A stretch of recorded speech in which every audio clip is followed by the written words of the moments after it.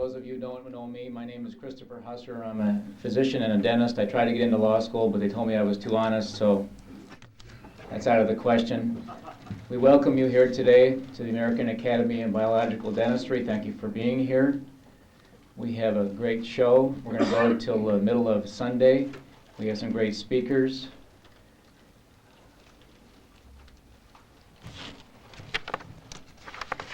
Last year at this time we met, and it seems like I was just driving home, and I'm back here again. It seems like it was yesterday. When we started our seminar last year, we lost a cohort in Iowa by the name of Terry Allender, who was a dentist doing cavitational surgery, and he was mercury-free. I don't know if you knew this or not, but he had a heart attack and died because he was prosecuted by the local newspapers, the dental boards, you name it, in the state of Iowa. So that's still not over yet, and from what I understand today, there's some more of us being persecuted for doing this kind of work. So I started last year with a prayer, and if there's no objections, I'd like to do the same prayer over again. Then I'm going to get Dr. Harada up, and then Dr. Klinghardt. Dear Lord, the great healer, I kneel before you, since every perfect gift must come from you. I pray, give skill to my hands, clear vision to my mind, kindness and meekness to my heart. Give me singleness of purpose, strength to lift up a part of the burden of my suffering fellow men, and a true realization of the privilege that is mine. Take from my heart all guile and worldliness, that with the simple faith of a child I may rely on you. This is the prayer that I say before I do all my surgeries, and to all you healers, I encourage you to pray for your patients. One reason that we're all here today, and if you've been reading your internet or getting information off your internet, there's been some great articles. But I have an article here called Association Between Acute Cerebrovascular Ischemia and Chronic and Recurrent Infections. That is very important. It's at the University of Heidelberg. Why that doesn't surprise me, the Germans, of course. But this talks about infections causing stroke and coronary artery disease. There's about 30 bibliographies in the back, 30 references. 20 of those are of dental nature. The importance of what you do and what we're going to try to teach you here over the next several days is crucial to the health of your patients and to the health of our country. Chris? Yes? Where can we get it? I'll give it to Carol, and if she can run this off. All right, it's from, it has a copyright 1997, American Heart Association. It was received, actually, there's an email address on here from University of Heidelberg, correspondence to Armin Grau, G-R-A-U-M-D, Department of Neurology. And the email address is capital A, small r, M-I-N, dot Grau, G-R-A-U, at small letters K-R-Z-M-A-I-L dot K-R-Z dot U-N-I dash Heidelberg dot D-E. Yeah, okay. Another one from the internet. Study, dirty teeth may lead to heart attacks. The bacteria found in plaque can cause blood platelets to clump up. The first stage towards a blood clot can cause a heart attack or a stroke. I'm starting to see a lot of stroke patients now because we have a hyperbaric chamber, and the devastation of a stroke is unbelievable, and we can attest to that. We've lost a great practitioner and a healer here because of a stroke. And with that, I'd like to introduce my friend, Dr. Edward Harada, who is the father of this organization, and we're going to talk about political tyranny now.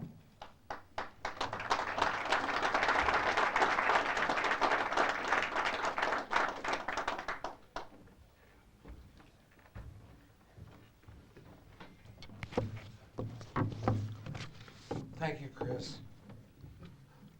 I welcome you all to Carmel, and I hope you have a good meeting and return home with a lot of good things you can use to help your patients get well. We need you to do that because the things are set up only to use those patients as income-producing units.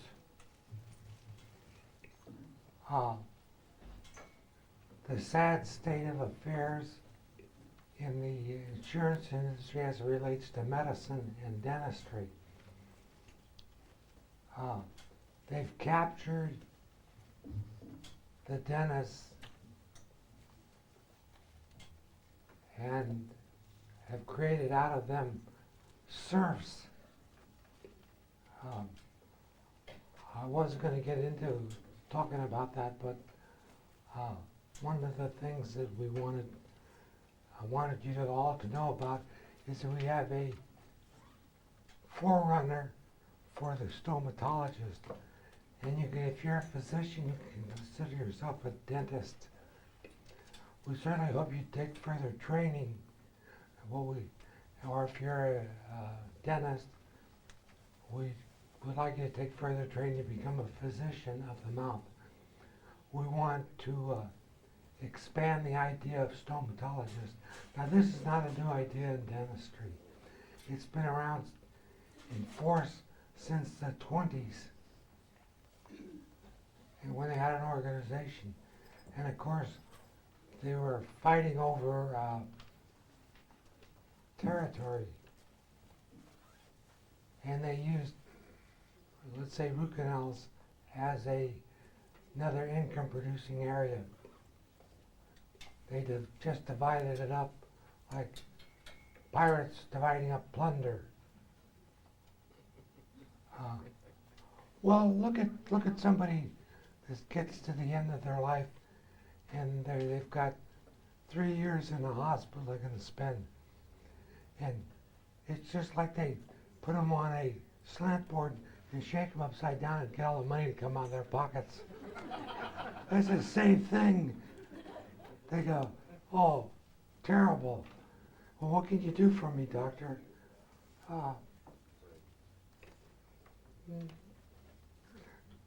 Nothing, just take these tablets here and see me next week. So the guy, okay, takes that. Now, how much is that? Well, that's $6,000 a week for those tablets. Isn't that a little high? No, that's what everybody charges.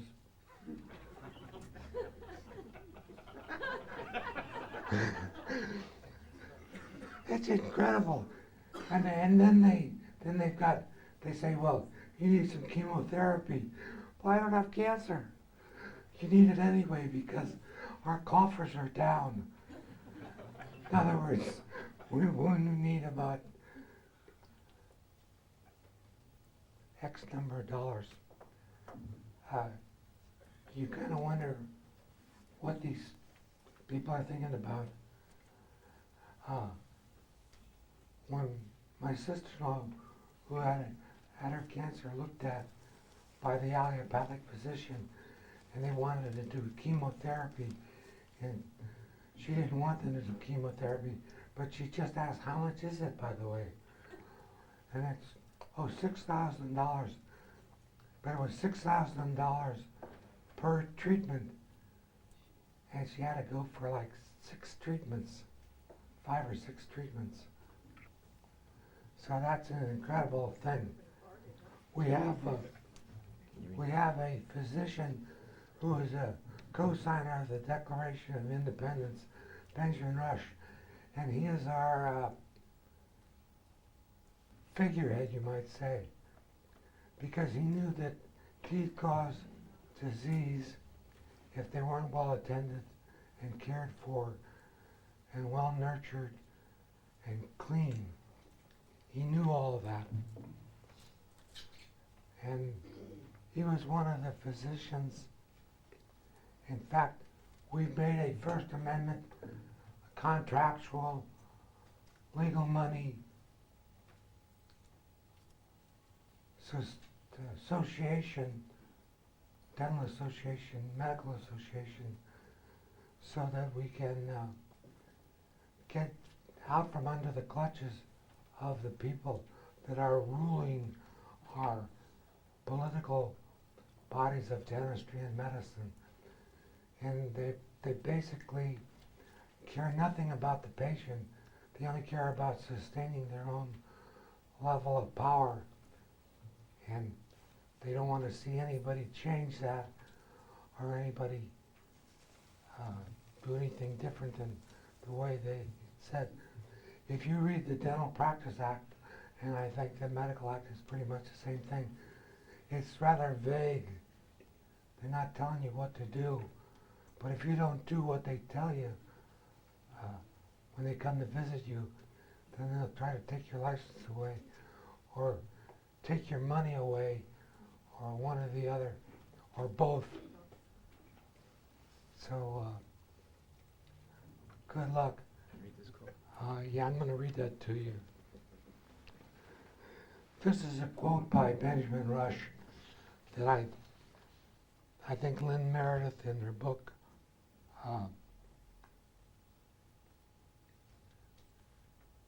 Vultures in Sheep's Clothing, I think she put this in the book. Benjamin Rush. Unless we put medical protection into the Constitution, the time will come when medicine will organize into an undercover dictatorship. To restrict the art of healing to one class of men and deny equal privileges to other will constitute the Bastille of medical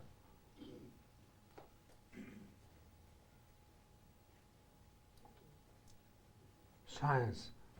All such laws are un-American and despotic and have no place in the Republic. The Constitution of the Republic should make special provisions for medical freedom as well as religious freedom. Benjamin Rush, Revolutionary War hero, signer of the Declaration of Independence. He was a very interesting physician. He was way ahead of his time. He was a stomatologist. He knew that the teeth, as I said, if it weren't well attended and cared for, would cause disease in distant parts of the body. And this is the whole idea of focal infection, which is going to be resurrected here. There's people in the room here that have made a detailed study of this, and over the next few meetings we're going to really get into focal infection and the problems caused by the bacteria in the body, caused by the bacteria that the dentist leaves there and doesn't clean out well, sanitize well. I'm not trying to come down on dentists too hard. I want each and every one of you to hone your skills and become surgeons of the mouth, especially you physicians. We want you to get back and start doing surgical work again until we can find something better, whether it be light or chemicals or solutions or vitamins in solution or magnetized water, whatever it might be. We want to use those things. Okay. We want to use those things to facilitate the regaining of wellness by the individual. And hopefully through his mouth, almost everyone is carrying around problems in their mouth. And of course, maybe some of them don't like the first thing we've landed on as far as treatment goes. But hopefully in the next few years that you and I and all of the people associated with this organization can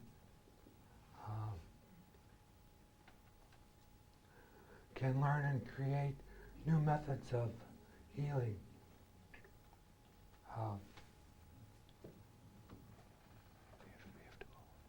I realize that.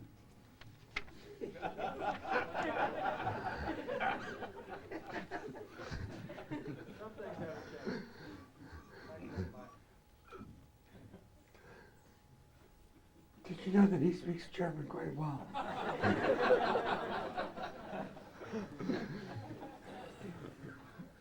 It's true. I wasn't the first one to say that. Okay. Who's our second? Okay. All of you know our next speaker, and he's going to be, I guess, room chairman, and he's head of our ethics committee.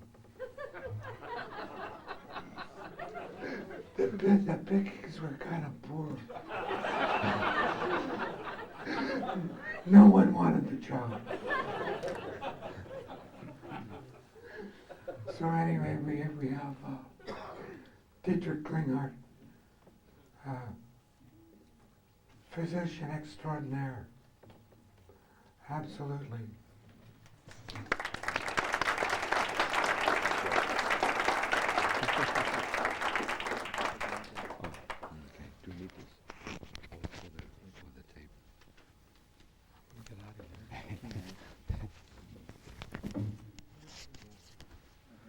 So a few more introductory words.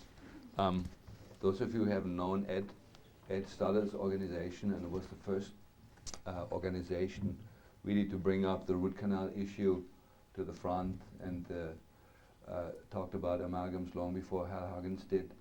And it was a group that was really a pioneer worldwide in the advances in dentistry. And Ed was the fearless leader, and as he was in the middle of a dental board attack, he had a stroke. Of course we don't want to point fingers and say, it was the dental board's attack that caused the stroke. It was a blood clot causing it, not the dental board. But surely it was one of the stressors that led up to it. And so this whole group and all of our lives have become very political in the last 10 years or 15 years, even though I think things are improving. I hear signs of improvement everywhere. Where? There's a little town east of Seattle that hadn't had an attack by dental or medical board in 3 years. And when we're not from Venus, and Dietrich is from Freiburg.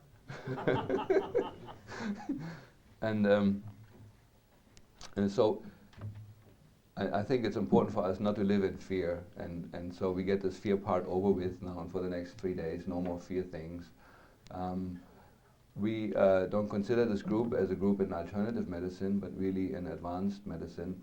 And what you're going to hear these next 3 days are presentations on the very peak of evolution in dentistry, like some of the really spearheading things that are done, and many of those you can take home, hopefully. And there's a few more social things. Last year we had Dr. Issel speak here, who was one of the great pioneers in biological medicine in Germany, and he just recently passed away. And his wife, Mrs. Issel, is here, and I think we want to kind of just honor her. I don't know how to do that. It feels like clapping, feels like the only thing we can do as a group, so I would say we clap to her, like just as a form of acknowledging her.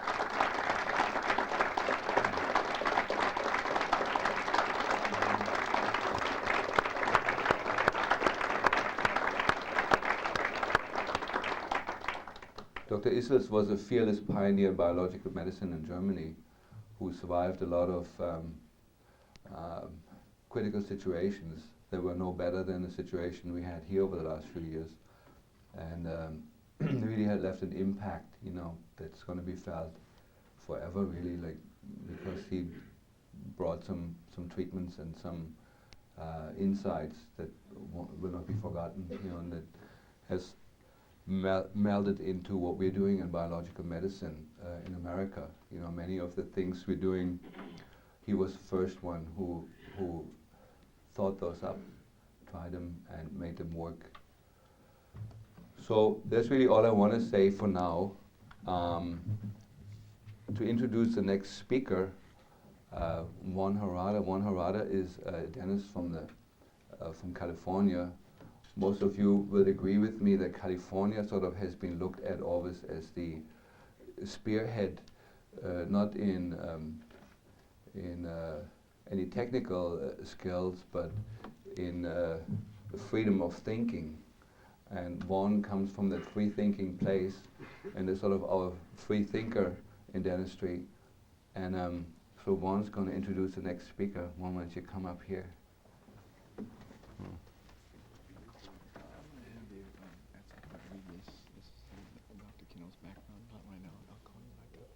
Will you read that? Oh, you want me to read this? He asked me to read this for the group. Before, and then you're going to come up and say a few more things. I'll come up first, and then come up.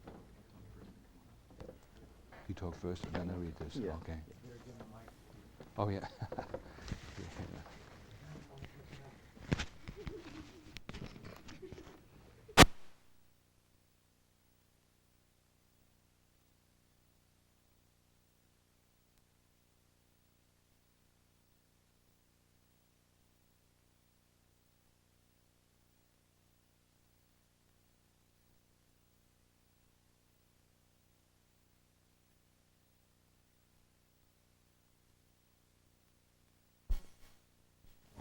Thank you.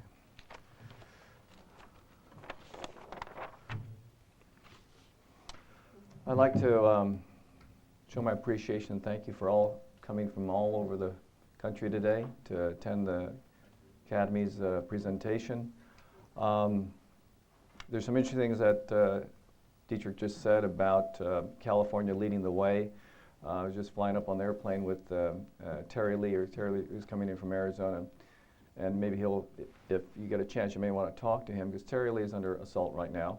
And one of the most interesting things that came out is we passed a Senate bill about 3 years ago in California. And we had a dear senator friend, Diane Watson, who really was a person who really believed in alternative complementary medicine.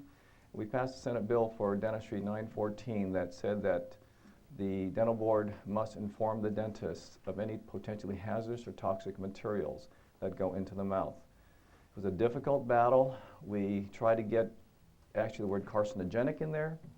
We tried to get the issues of formaldehyde, mercury, and others in there, but we got the bill through. It was a difficult journey, but we got it through. And I thought, Jesus Christ, we seemed like we only want a little chip of the war. You know, we want to get really the words out there. We want to get out to the public. And it seemed like we didn't have and want that much, but it gave us the right, as a dentist in California, to initiate a conversation with a patient about the hazardous materials that potentially go in the mouth. Prior to that bill passing, our licenses were at stake if we even initiated the conversation. This was the climate that we are in and we're in, and that bill passed. The amazing thing about the bill that Terry just mentioned to me, and he might be able to reiterate it a little bit later, is that that particular bill allowed one of the dental manufacturing companies now to go ahead and, you want to just say something, Terry, real quickly? Because I think it's just very significant to show how little chinks of where somebody said what is happening, it is happening, and each little level or layer adds to that layer.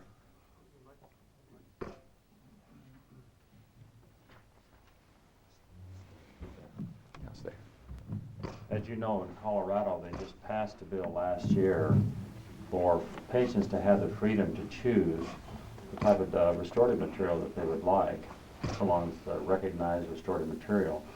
We tried to get that bill passed in Arizona. Went to the House, it was defeated like 8-2. Went to the Senate, it was defeated 7-5, a little better. Just last week, well, let me just read this to you. Citizens for Health have been trying to pass a bill regarding freedom of choice of removal of silver mercury amalgam fillings. This was written to all the representatives and senators in Arizona. Even with great efforts, the bill was defeated in the committee, both of the Arizona Senate and Arizona House of Representatives. The American Dental Association has advocated the use of silver amalgam fillings for over 150 years, but now one of the major amalgam manufacturing companies has given out a list of contraindications on the use of amalgam. Enclosed is a copy of the Dentsply Cox webpage, which was found last week on the internet. However, the company retracted the information on Friday, stating it is only applicable in California and Germany. Does this mean that health of the citizens of Arizona is not in jeopardy, as it is in other states and countries? When will the citizens of Arizona be guaranteed freedom of choice with regard to dental restorative materials? Now I have the web page here from Dentsply Cough, and the contraindications state in proximal or occlusal contact to dissimilar metal restorations, in patients with severe renal deficiency, in patients with known allergies to amalgam, for retrograde or endodontic filling, for as a filling material for cast crowns, in children 6 and under, in expectant mothers. Now Bioprobe has written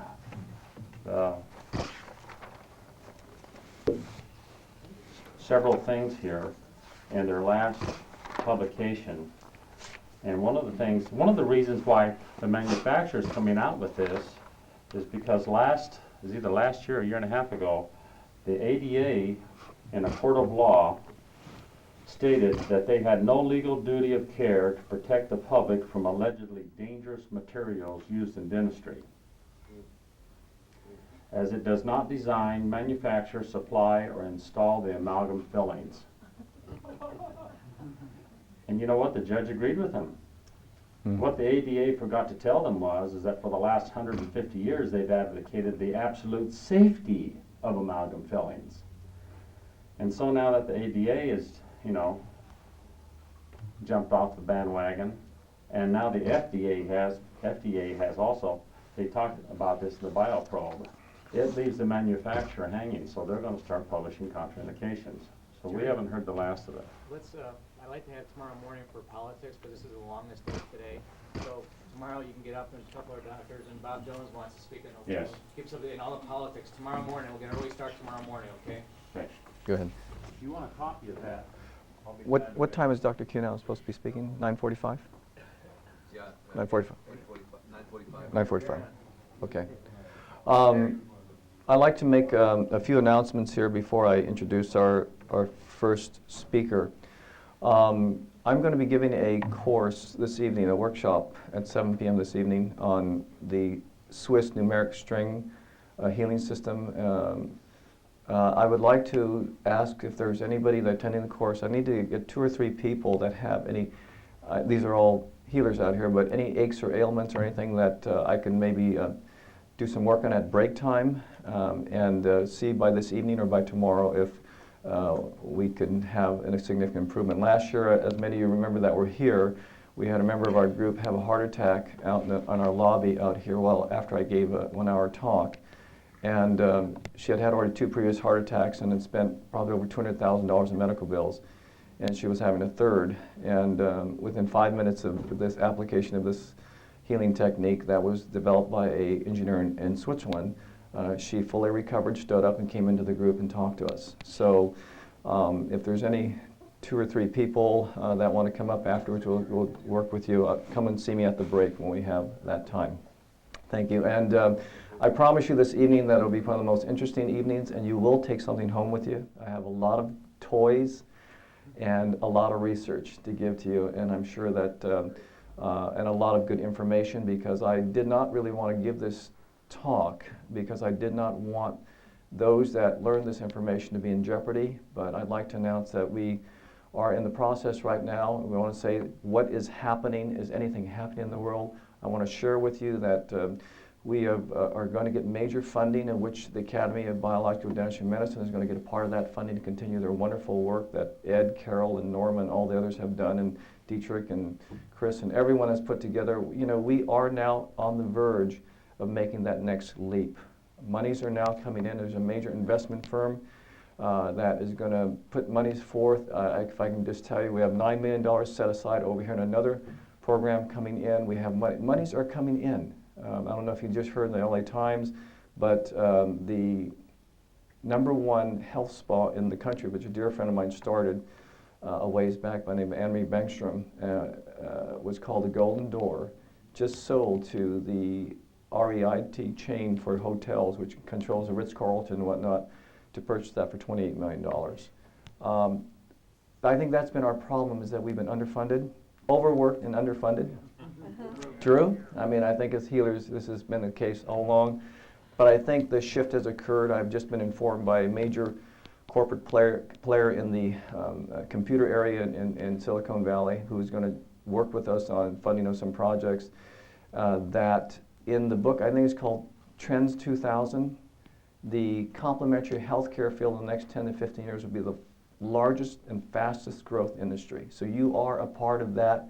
You have been at the forefront, and I think we are all proud at this point to be able to have that knowledge that we were right in what we believed in, and we're starting to see the little things happening. So don't lose track of the long, far goal. I'll show you a little bit of a mystical experience with the coding system that was given to me by this engineer who studied for 50 years, and he said to me, and you may not believe this, but I'll share this evening, after he passed away, he asked me to write a book and to also apply for research in the area where this information could be considered for the Nobel Prize.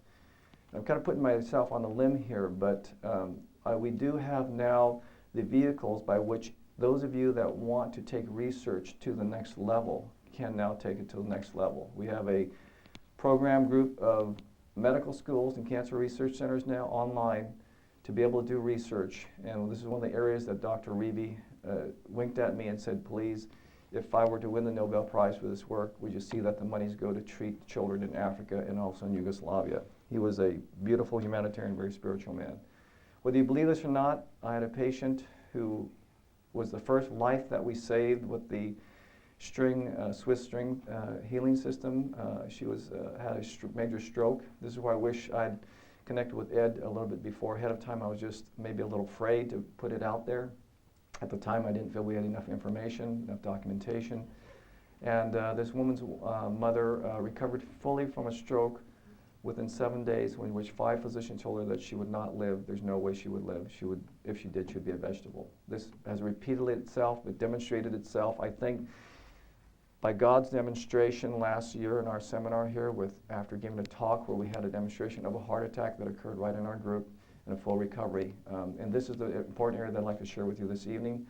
But this particular spiritual being channeled through a patient of mine in Austria, the one and basically said and communicated, and I'll read this to you this evening, but the gist of this is that he says, he praised me for the work that I did, and the system, he said, is good. He says, the system is very good. But he said, never forget the love. And I want the group, just like what Dieter said, to realize not to live in fear, but the only thing that conquers fear is love. He says, do not forget the love.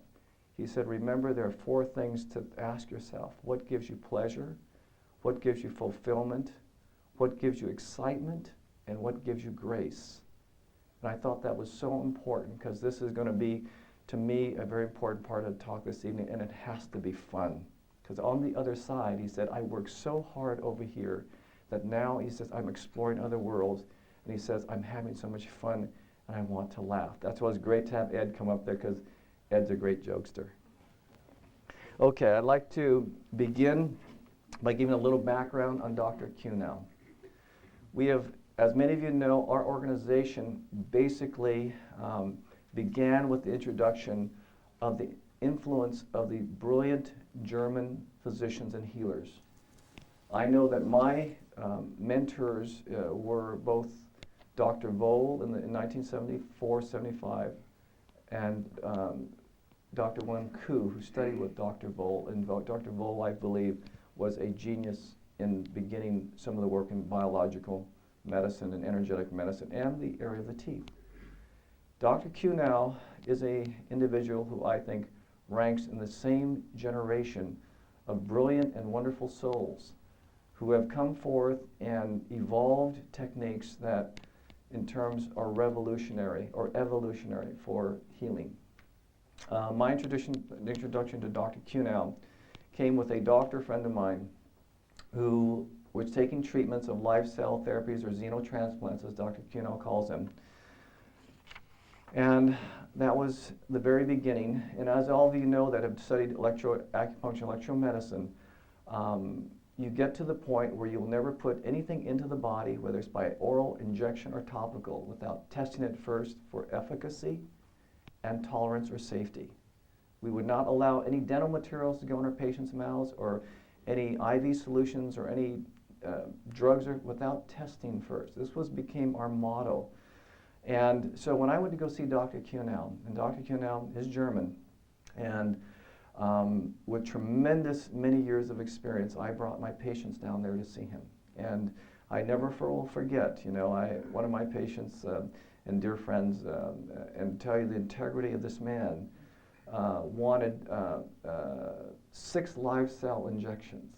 And Dr. Kuhnau said, no, no, no, only 4, only 4. And so he kept on insisting, and he needed 6 because he came from so far away. He says, please, Dr. So-and-so, please listen to me. And so he asked me, he says, Vaughn, he says, tell him I could have 6. So I went and did my bioenergetic communication technique based on EV and electroacupuncture systems, and I said, Michael, he's right, only 4. Dr. Kuhnau said, please, and this doctor friend of mine is quite absent and stubborn, and he says, please, cannot come back, I want 6. I think it was 6 or 5. And he looked at me, and I just shook my head and said, do what you want to do. And he took 6 injections, and in terms of financial things, every injection costs more, of course, and this was my first test of integrity for Dr. Kuhnau. And I remember that the next day, this doctor friend of mine's hip blew up like this. Not seriously, but such that I gave him a look like, I told you so, and I think Dr. Kuhnau told you so also. Also, Dr. Kuhnau, I'll never forget, said to me every time I take my patient, I would test each shark live cell treatment. And he would say, please, Dr. Harada, he says, I have been doing this for how many years, doctor? 40 years, 50 years. I know, and we were 2 stubborn souls. The Japanese and the Germans are, I said, please, Dr. Kuhnau, but I am responsible for my patients. If there's anything that goes wrong, I am going to be responsible. And he finally really says, yeah, and he would let me do it. And from that point in time, we've developed a wonderful, wonderful relationship. I've seen some actual literal miracles occur with Dr. Kuhnau's work. I don't know if any of you know of the history of xenotransplants or live cell therapy. It goes back to 1912. And I'm going to let Dieter talk about and read Dr. Kuhnau's background for us as an introduction, but I want to just give you a little sidelights on his work. I consider Dr. Kuhnau to be the true Renaissance man, and who is not only a scientist, a physician, a humanitarian, a healer, an artist, but also a survivor. He has traveled and driven up here all the way from Mexico to join us today and to receive and to honor him. We have an award for the Academy to honor those individuals that have truly been giants in their field. Dr. Kuhnau right now in his work and arena wants to continue doing research and teaching. We took a group of doctors down to Mexico to do work, and he has agreed to continue and teach, and he's actually taught doctors throughout the world right now in his treatment areas. I want to let Dietrich go ahead and read his background, and I want to present him this award. And also I'd like to have Mrs. Kuhnau come up and receive the award with him, because behind every good man is always a greater woman.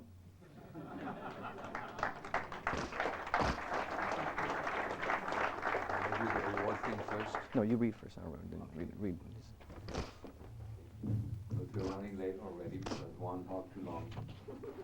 I'm gonna have to skip a few things, so I'm just gonna fly over this. So Dr. Kuhnau was born in 1910 in Germany, in Breslau. The important thing about Breslau is it's the same town where his grandmother is from. And he, after his internship, he became a gynecologist in Freiburg. And the important thing about that is it's the same university where I studied medicine. And here's a good one. He did his thesis his doctoral thesis on glutathione in normal and inflammatory changed skin, which I think is interesting because that was like in 1932. He did research on glutathione. And how many years have you guys known glutathione? You know, it tells you a little bit like of maybe how much he may be ahead of some of us in terms just of the mere years. He collaborated with the Nobel Prize winner Professor Gerhard Domak on the first sulfonamides. So he was involved in the really first antibiotic that was around. That puts things a little bit in perspective, you know, of where maybe his lifestyle therapy may be standing, you know, because some of it, look at it, oh, isn't that this old thing from Germany that was kind of done then? And some of you may know that genetic engineering, now when genes are implanted in people, it's really this therapy. You know, it's not different. They take cellular tissue and implant it in people and call it gene therapy, which is nothing else but a renamed therapy that Dr. Kuhnau really has created. I'm gonna decorations. Spent 6 years in a military hospital, but also in the front in Russia and France. Like so many of the German men, you know, they really were severely abused in those wars, opposed to other beliefs. He retired in Wiesbaden from, he was an American prisoner of war. I think that's important here. He was released in 1945, as a specialist in Bingen, and retired in 1980. So after retiring, that's when he started. He worked first in Montego Bay, Jamaica. That was invited to treat movie actor Steve McQueen, and then worked with AB, with American Biologics, in Tijuana for many years. And then I quote here directly from his letter, I did work on adrenal hormones with Professor Dr. Weisbecker in Freiburg and Professor Studinger later on the pituitary gland. I met Professor Dr. Fellinger in 1958 in Cairo and worked with this method of implants of pituitary glands. So this is sort of where we're getting into the interesting stuff. Later I did cut this calf pituitary glands in little pieces and did grind them in a mortar, did dissolve them with saline in little pieces. So dissolve them with saline solution and did infect them into patients. I guess inject them into patients. It says infect. Inject them into patients with chronic skin diseases with excellent results. So I was invited in '52 because of my publications and publications by Dr. Niehans from Switzerland, and became his friend until his death in 1982. Dr. Niehans is the father of lifestyle therapy, for those of you who don't know. And really, like when I read my first paper a couple of years ago on genetic engineering and how genes are implanted in people, I said, I read that before. You know, the guy like being on a list of getting a Nobel Prize, some American researcher, and it was virtually a copy of one of the papers I knew from Dr. Niehans, where just the words were renamed. Yeah, instead of using the word lifestyle therapy, it was now gene therapy. But it was the same technique. It was amazing. You know? So, let me see. Then it's getting a little bit political here. I want to leave that political stuff out for now. He had different publications in different scientific journals on adrenal hormones, pituitary, hypothalamus, estrogens, antihistamines, vitamins, altogether 56 publications, basing on the research of Professor Gruber in Miami and Dr. Lürf, also from Miami, on the immune system of the shark, where they found it was not possible to provoke cancer in the shark. He started injecting himself with shark tissue, which of course is some of the stuff he's going to lecture on today. And I'm going to leave that open until the lecture. Then he writes here about his other hobbies that he has, which is painting and art and archaeology. And I think I'm going to leave it standing there and introduce Dr. Kuhnau.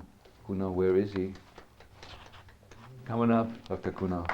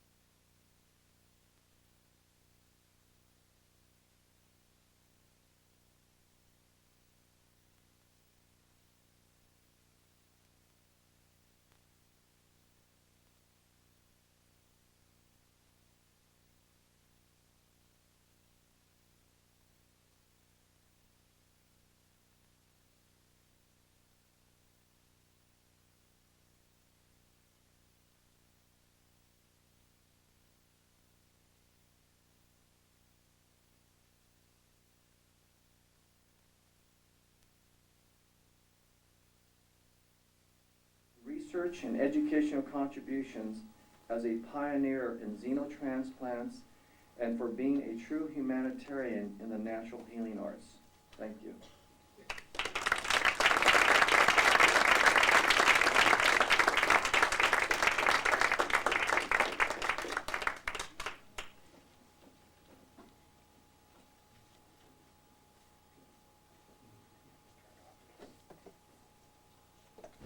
It's okay.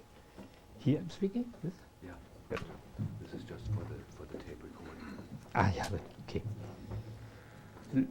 Mr. Chairman, ladies and gentlemen, let me at first express you my gratitude, my great gratitude, and I'm very honored and pleased that I'm speaking here in this wonderful gremium.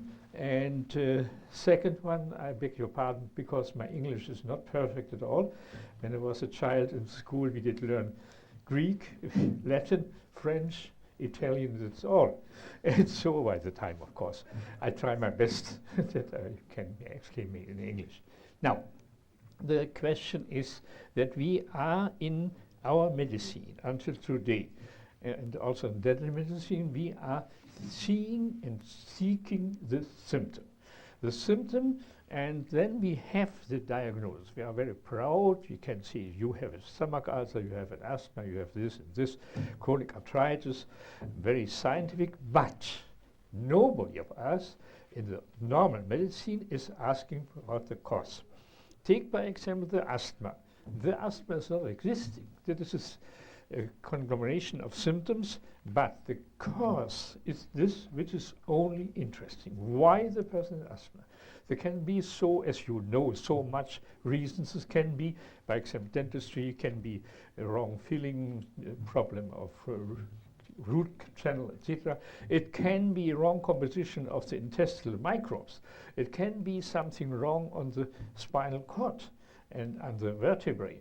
So let's seek the cause and not the symptom. So that is a general disease. We are happy we have the diagnosis, the asthma, and we treat with some sprays or whatever it is, and cortisone is the most common treatment, and we treat symptoms, not the cause. So it is worth to be thought and to be do everything to find out the cause. And it's astonishing how many the teeth have to do with the cause of the diseases.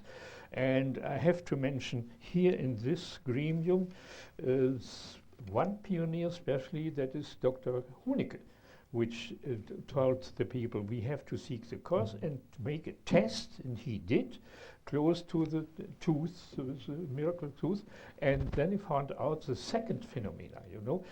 And he was truly pioneer in this field, and I have to mention him because I'm one of his disciples. Now, coming by seeking the cause, the treatment with xenotransplants, with foreign transplants for the human being, is so old as the humanity. If you look on my Spanish edition of my news book, you will find a wonderful painting from Fra Angelico, the famous, world famous Italian painter from the 16th century, which shows the two holy men, Cosmas and Damian, transplanting a leg from a black man to a white holy man, I don't know what. So the idea of xenotransplants, what I call them, is very, very old, you know.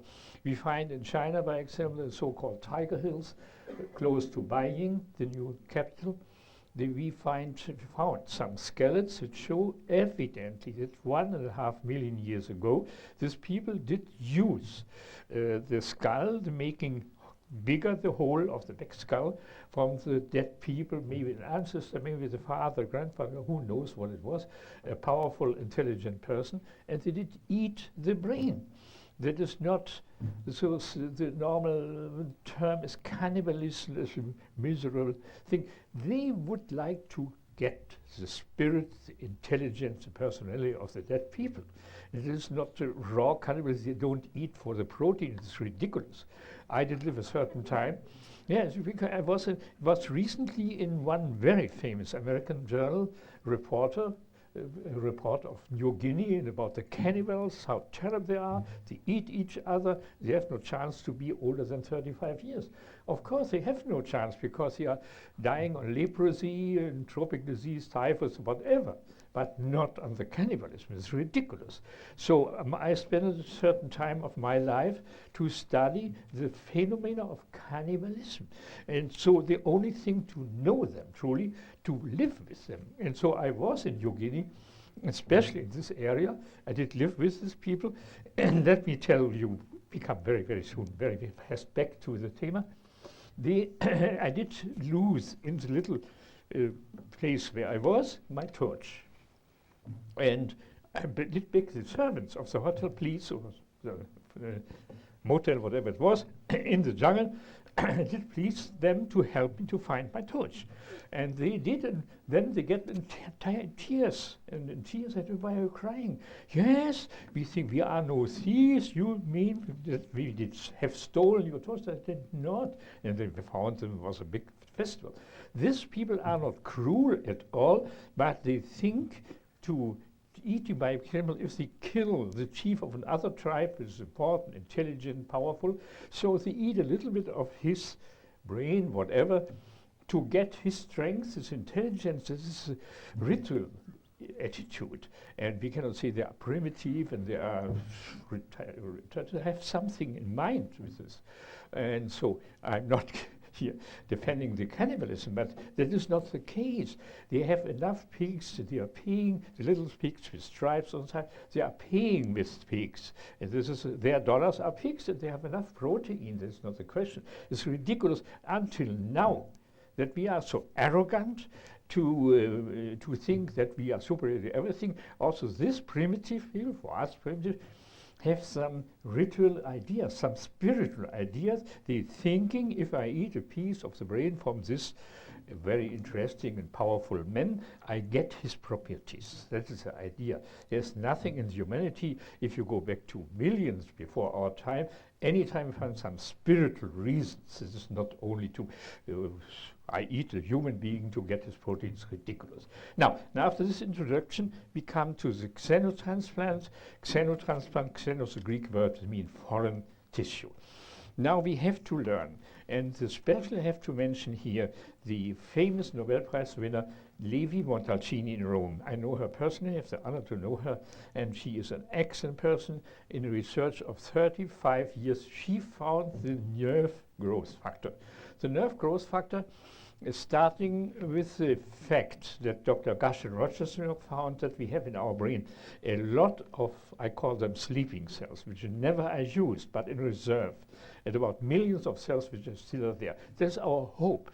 If we have, by example, retarded children, the normal idea of our medical arrogance, I'll call them, is there's nothing we can do. We can do to this. Since we have the knowledge of the nerve growth factor, and so we can say, aha, this is a possibility to stimulate sleeping cells in the brain to create a new deviation, and it will function. So I can now treat retarded children very effectively, as you will see later on, and I can, hopeless cases, as epileptic and whatever it is, I can, there's no miracle. It is reasonable to find out we have still reserves in our brain which we can mobilize, that they are taking over the function of the destroyed organ or the destroyed function. So we are able, now for us should not more exist the term of incurable diseases. We have the obligation, all of you and us and whoever it is, a neurologist and endocrinologist, we have to do the best to find out the results of the research which we see. For example, recently we had a Congress of Endocrinology, and there were mentioned substance, so ACEs, the enzymes are very in. But the conclusion is, for what can it serve to the therapy? The therapy is the most important thing for all of us, you know. We want to cure the patient, not only treat symptoms. It is not interesting at all. It's astonishing that almost daily we find in our Congress something new that we can serve for our therapy, you know. And so the great men we did honor again. We have to honor again my good friend Dr. Issels, with big honor that to know him, which passed away, sure, a very great man, and an overlook over the philosophy of medicine, everything ethic, which is so important. And I have to mention again Dr. Hunecke in Düsseldorf, which found out the function, the injection of some anesthetic into the points of the skin corresponding to deeper areas, the focus, you know very well everything about the focus. And so on, we have remarkable person in the medicine, but it was regarded serious. We have to be aware that there is not an alternative medicine. This is for me a ridiculous word. If I say alternative, I admit that there is another medicine. There's only one medicine, the right one. And the so-called alternative medicine is not a very happy word. We know everything what is meant with them. There is no alternative. There's only one medicine, the right one. Okay. So now coming to especially to my results, I start with my first research in the 50s. 51, I published in German Klinische Wochenschrift and Deutsche Medizinische Wochenschrift, very known and serious papers, my first research on the pituitary gland. I did implant, as Dr. Fellinger in Vienna, very known, has written a book about the pituitary implant. We were thinking the pituitary gland is the point. And so I did implant the first time under the skin the entire pituitary gland of calves. Very well tolerated, no side effects, nothing. But the effects was not so remarkable, and so I've started to cut them in little pieces, grind them in a mortar, make a solution injectable. And now the injection, you have astonishing in chronic psoriasis, by example, chronic arthritis, and so on. I had the first astonishing successes. So I said, my goodness, aha, it is not the entire organ necessary. If the structure of the cells is still existing, that is important to solve them and give them in a form. And astonishing, no side effects, almost none, never. Now the point number two, for me personally, and I hopefully you are agreeing, that in the kingdom of animals, we have a lot of examples where there are resistance against the cancer, by example. So is doing the blue shark. The blue shark, Prionasi glaucas, that's a modern, before was, I don't remember, the scientific are changing. Anyhow, the blue shark has the same pregnancy time as we have, namely 9 months and something. So why not use an embryo from a blue shark to treat human diseases? As the blue shark has a remarkable property not ever to produce a cancer. Very, very rarely blue shark has a cancer. The blue shark has a pregnancy time from 9 months as we have, and the blue shark has the property to not accept every virus. So, by example, there is a Dr. Churchill McKenna in Miami. In decades of research, she found out that it's not possible to translate, by example, the AIDS virus on the blue shark. It's not accepting. Now the question is why? So he has a perfect immune system. Now we're coming to the point that is not so important the virus, the important is the immune system. And we hear a lot of new virus disease, new disease, and whatever. I have to mention one excellent person, and you know the Nobel Prize of Medicine this year has been given to Dr. Prosiner with right in San Francisco Medical School of Neurology. And he found out that even not, it must be a virus, it must be a microbe, a coccus or whatever, it can be a protein, which he did call a prion. A prion is only a protein. And this protein can produce diseases, even hereditary disturbance of the genes, as we did here this morning, and then produce a disease, as the mad cow disease, sensational. You know, all of you are remembering the mad cow disease with big, big stories in Europe and England, New Zealand, whatever it was. That was a prion, a simple, simple protein. This protein is producing a terrible disease. And so now we have in the United States and also in Europe, we have now the problem of the chronic fatigue syndrome. You know, the orthodox medicine arrogance says it's not existing. Why not existing? Because you don't find any changes in the blood. The blood work is absolutely normal, erythrocyte, white cells, and so it cannot exist. The philosophy of the medicine, the arrogance is to say what is not showing abnormalities in the blood test is not existing. This is ridiculous, because if it is a prion, as I suppose, this chronic fatigue syndrome, CFSD, then it must have antibodies and so on. No, they cannot. If it is a prion, if it is a protein which produces this disease, we can suppose that it cannot produce antibodies. But something astonishing for me, if you see, by example, the mad cow disease, which made sensation in the newspapers a few months ago, the mad cow disease, a calf can have them, a young cow and an old cow, whatever, but not an embryo. What is it? What enables the embryo to resist this disease? That are the problems. But we did lose, I'm myself a medical doctor, we did lose the overlook on the great substance. Why is the embryo not getting this mad cow disease and the newborn calf is getting it? What happens? What enables the embryo to be resistant? So there's a lot of research that has to be done without preoccupation. And now we went to the blue shark again. The first I started my research in the 51. I did publish in the journals as repeated.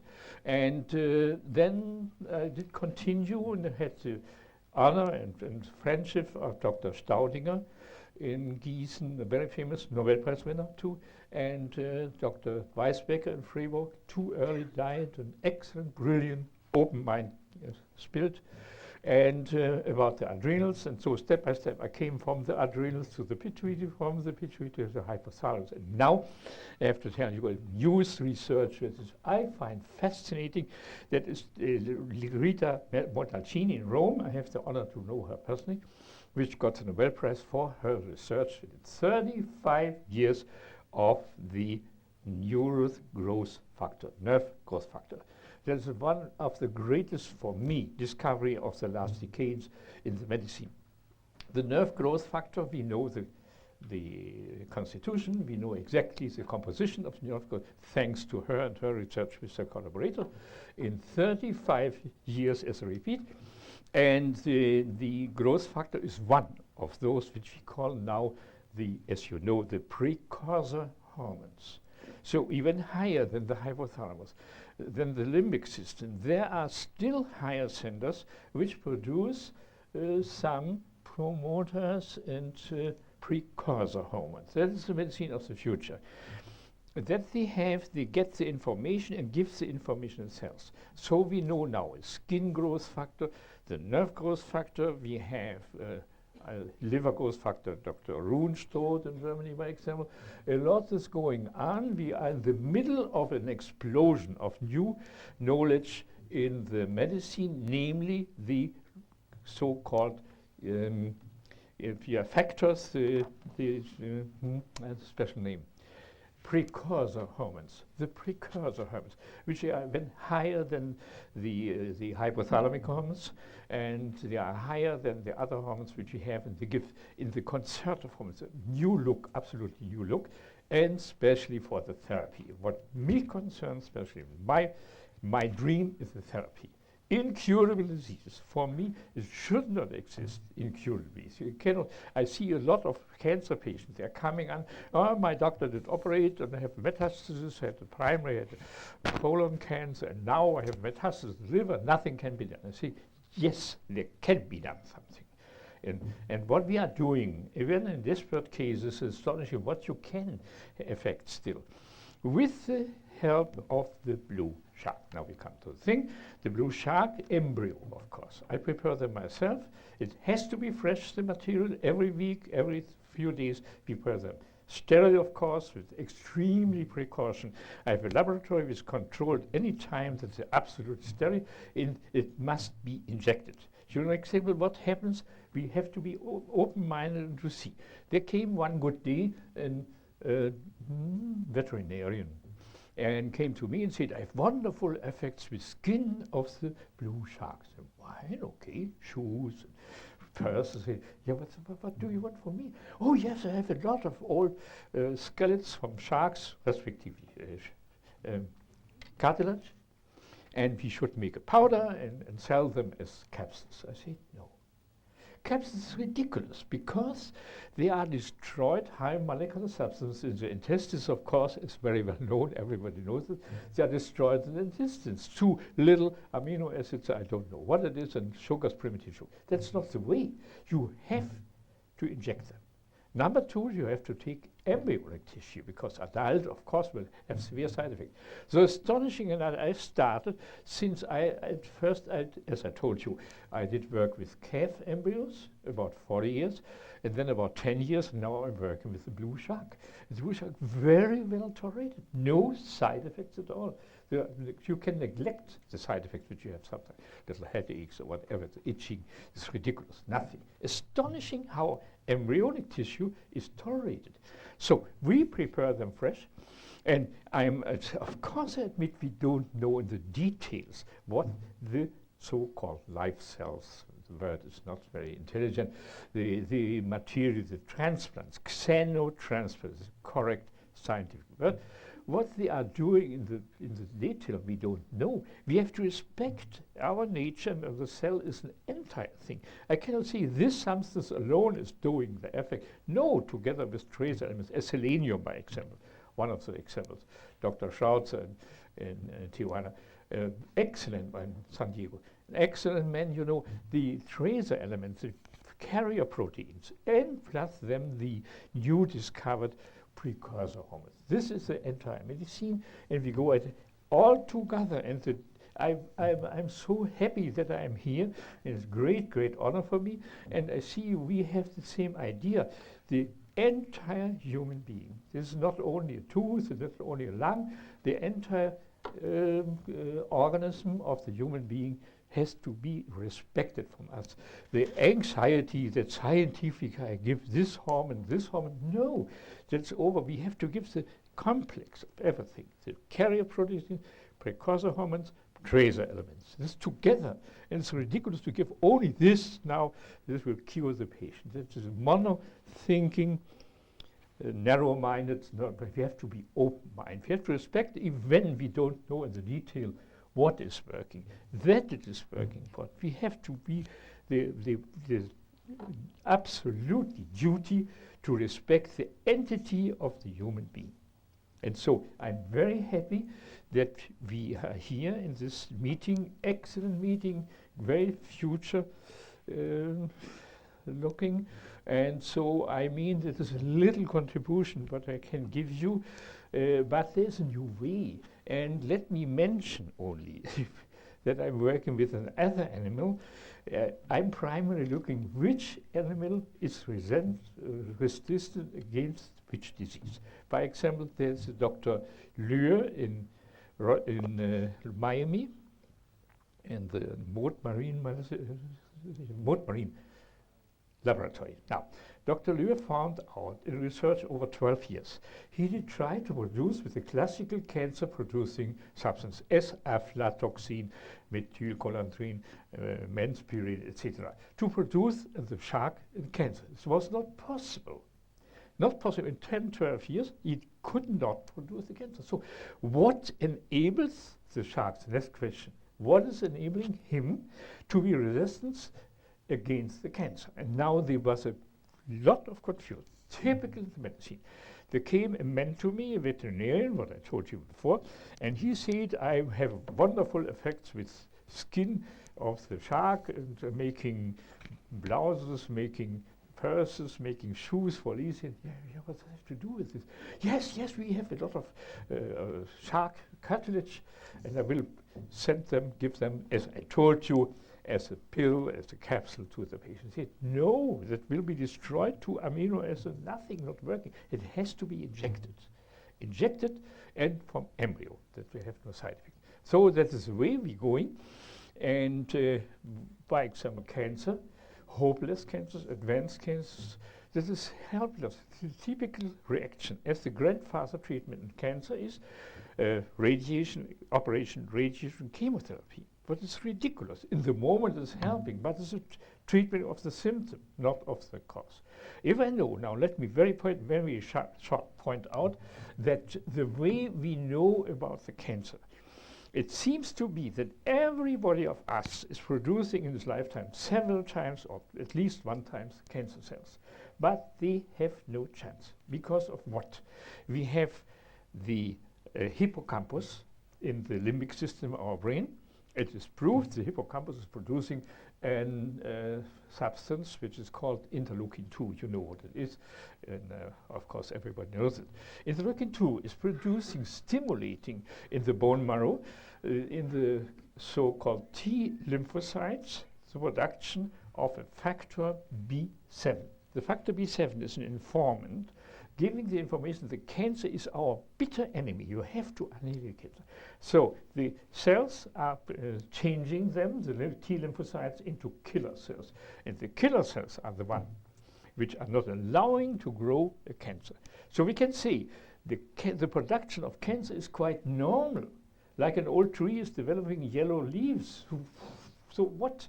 The cancer has normally no chance in all of us not.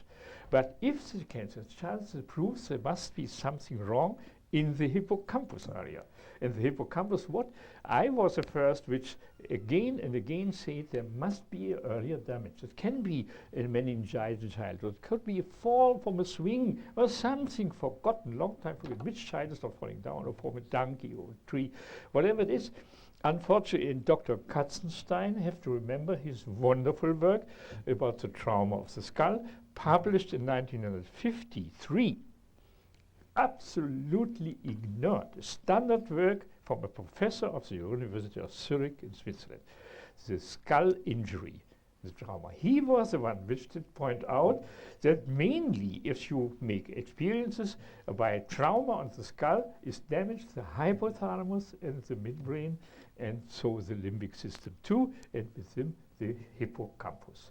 So that makes sense. A primary trauma which can be silent over decades, a lifetime, but then in our famous stress situation, hectic and whatever it is, then this come to the emotions, this come to the disease. The disease can be a cancer, it can be something else.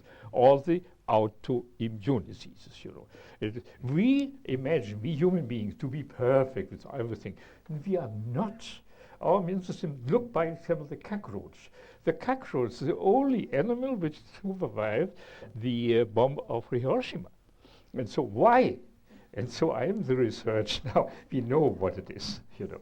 And they have to go this way. We have to be respectful to the nature. We have to learn from the nature. Well, if the cockroach is the animal which has the best immune system of the world, I have to continue to see why and what is the point.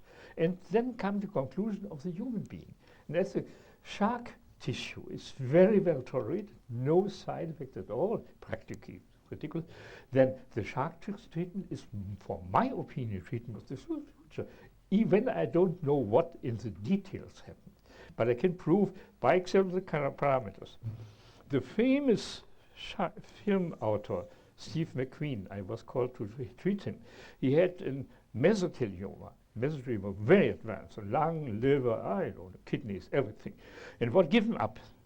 And so, together with my naturopathic doctors and dietitian and whatever, and dentists of course, we did treat him, and I made the treatment, the xenotransplants, and his parameters, he had parameter CEA, as I remember, for maybe 800, normal is 30, and went down to 600, 280, 40, and 250 something. That are the proof that we had effect. The cancer markers, the cancer markers are not lying at all and show there happened something in this body. So I think that is the way of the future. Still, there's a lot of things to do, the distances from the one treatment to the next, but we are hopefully on the right way. We can do something in incurable disease. For me, are not incurable. We need to try something to save the life of the human being. That's the most important of us, therapy. So let me close. Thank you very much again for everything with a word from Goethe, with a famous poet, which you know. Mutig sich zeigen, nimmer sich beugen, rufe die Hilfe der Götter herbei. Never give up, never to humanize themselves. It is calling the help of the goddesses. Thank you.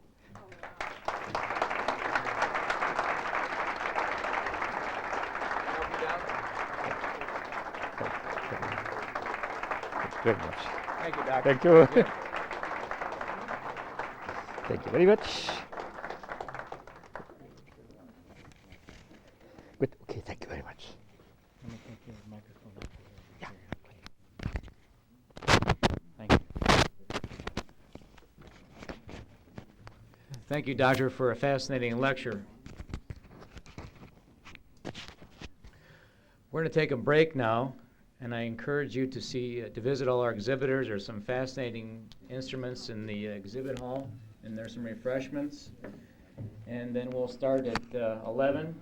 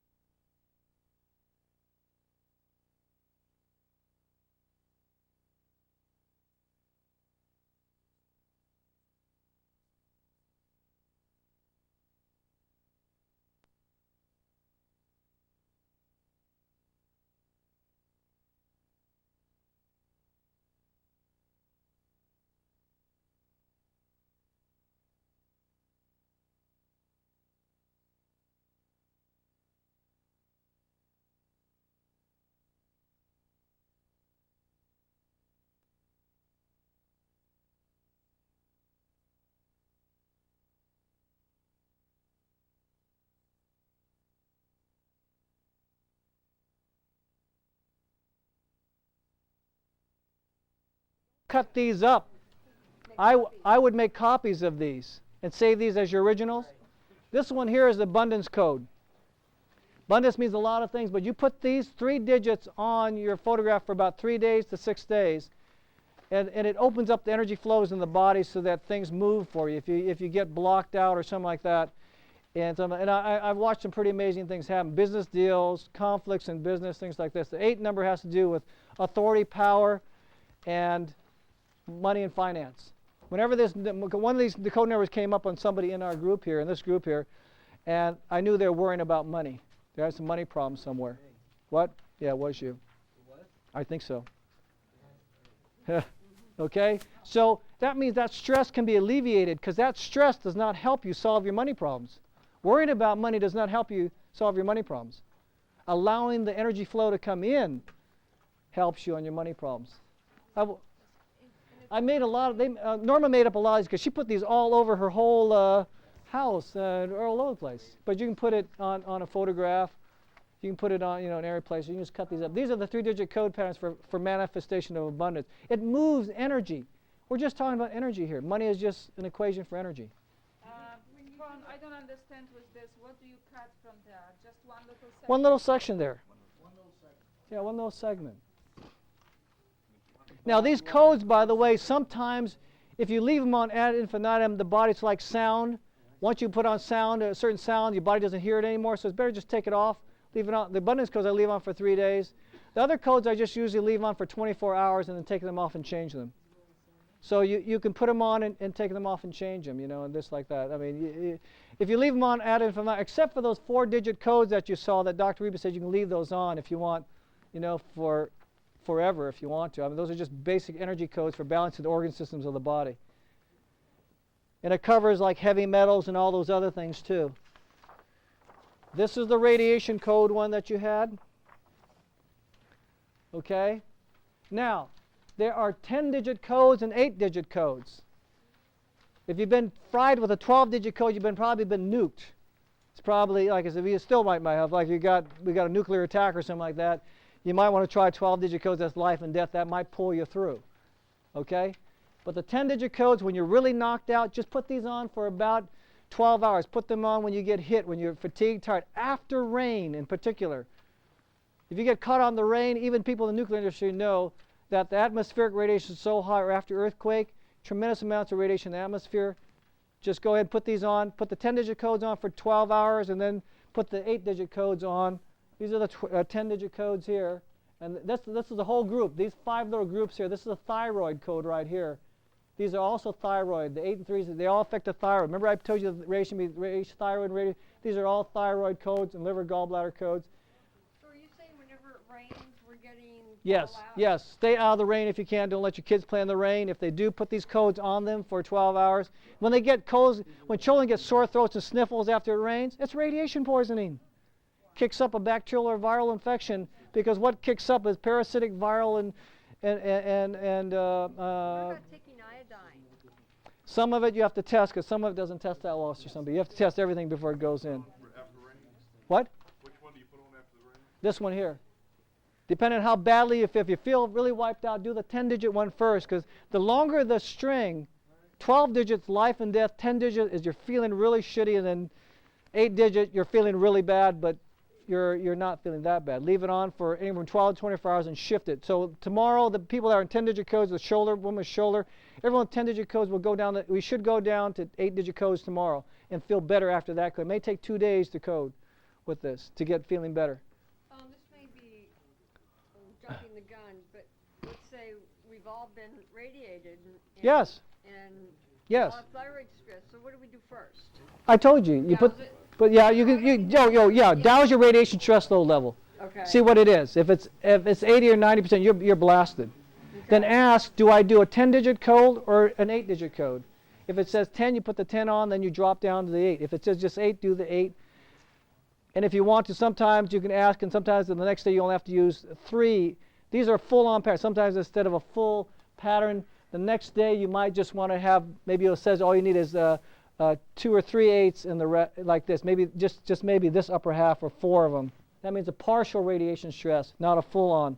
That's fine-tuning. That's fine-tuning coding. That's when you really want fine-tune your system. This is how I was able to get my natural killer cell activity to the highest level that they see maybe once a year, because I fine-tune my system. I fine-tune it. Now you don't, that's a little sophisticated level. You have that level of sophistication, fine, do it. Well, actually what you did, you transformed the 2 digits into 8 and It's still a binary pattern. right.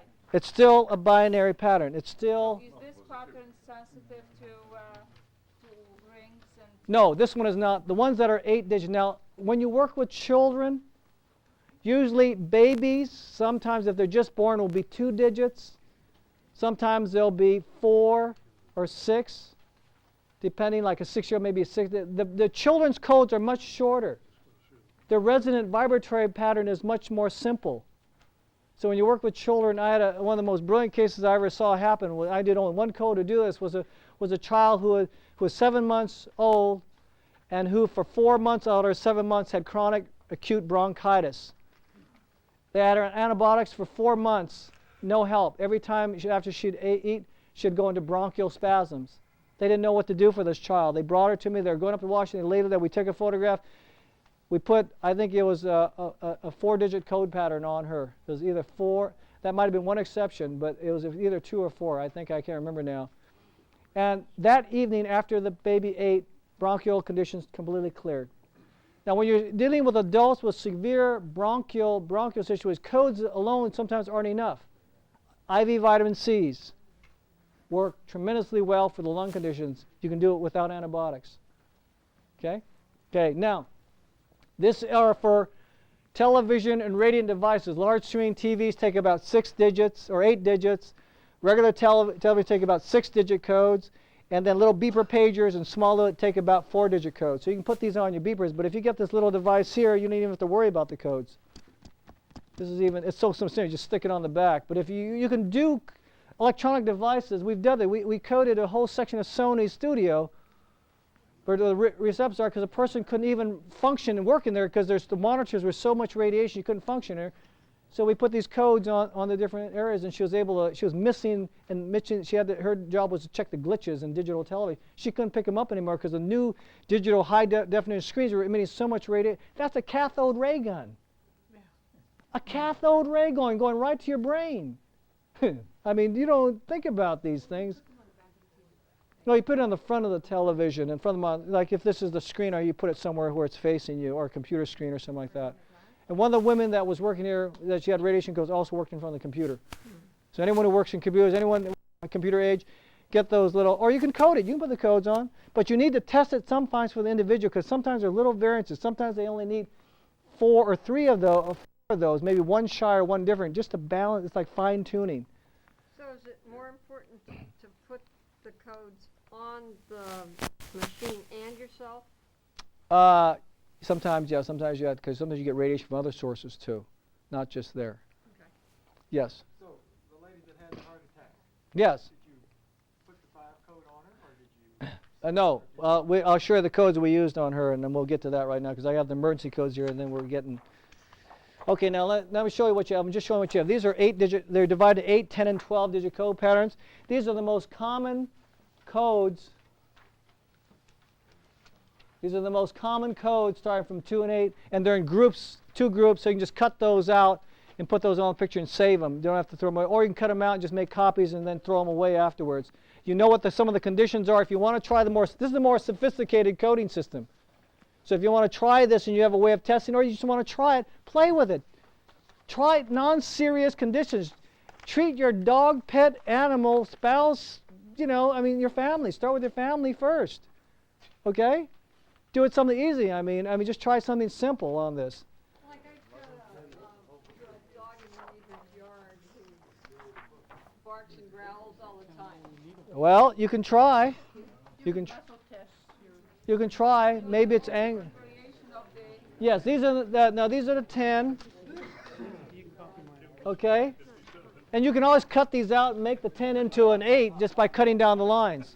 So we've given you the groups of 8, 10, and 12. You're very gonna rarely use a 12. I only use a 12 maybe once or twice a year, and most of you are not going to be sophisticated enough to want to use a 12, but it's there for you just in case there's a member of your family that goes into a life and death situation. I have a 800 beeper number, and if you get into a jam, you know, I got in there, if it's a life and death, 911 me. You know, call me, and then I'll sometimes help you on the codes. And then since you have the code pad, I'll say, it's this pattern, this pattern. Put it on the patient right away. Put it on your spouse or husband real quickly. What's your beeper number? Beeper number is 800-227. This is what I hated to do. 800-227-1504. If it's emergency, 911, and I'll call you collect, because I'm not going to pay for it, because I don't know who I'm calling. But only use that for real emergencies or something like that, please. Or if, like I said, you want to set up a consultation time, that's a different story. But I mean, sometimes, like I said, if it's a heart attack or stroke, sometimes you only have 12 to 24 hours to activate certain codes. So, like I said, had I shared this with Ed the year before, maybe Ed wouldn't have had to go through what he had to go. Then I have to look at that as being something karmic or something like that. And he had to go through that to learn his lessons because he chose to stay here. And if he didn't stay here, maybe we wouldn't have this meeting here today. You ever think about that? Yeah. That one person makes a difference? And Carol and Norma and all the people that helped to put this program on. You know, if one person saves a life here out of this, you know it's worth it? Yeah. If you save one life from this group today, this trip is totally worth it for you. Totally worth it for you.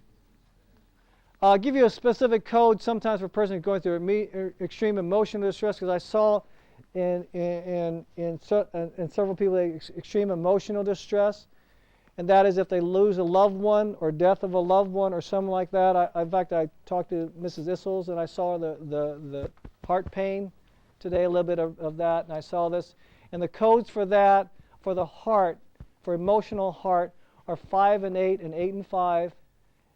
And emotional entity stress is 8 and 9 and 9 and 8. So if someone's lost a loved one or something like that, that's a good code to put on them if there is emotional distress. Okay, that's just a nice code. Okay, now you know what the 12-digit codes are. They're just expansions of the 8. And Norma was nice enough, and I'm going to give Norma a real hand, because Norma helped us to put this together. I just like to give her a little hand right now.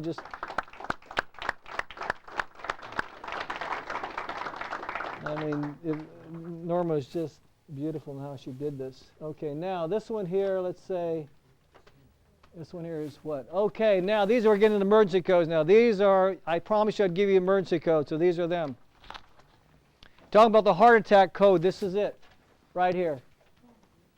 Heart attack, 10 or 12 digits.